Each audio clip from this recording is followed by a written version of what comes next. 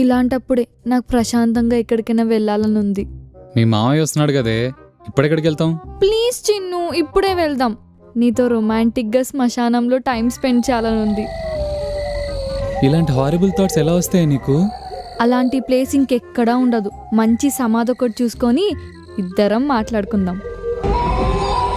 ఏంటి ఇంత ఫీల్తో చెప్తుంటే ఏం మాట్లాడవు?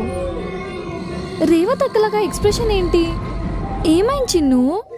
నెక్స్ట్ టైం ఇలాంటివి పెట్టేటప్పుడు ముందుగానే ఇన్ఫార్మ్ చేయవే. మినిమం 3 బీర్లు వేస్తే కానీ స్టడీగా ఉండలేను. పద, ఇప్పుడే కొంటా, తాగేసి వెళ్దాం. ప్లీజ్ అమ్మాయి, ఈరోజు వద్దు. మీ మామయ్యని తాగేసి మీట్ అవుతే బాగోదే, తప్పుగా అనుకుంటాడు. కావాలంటే రిమైండర్ పెట్టుకొని రేపు తాగుదాం. ఎన్ని బీర్లు కావాలి?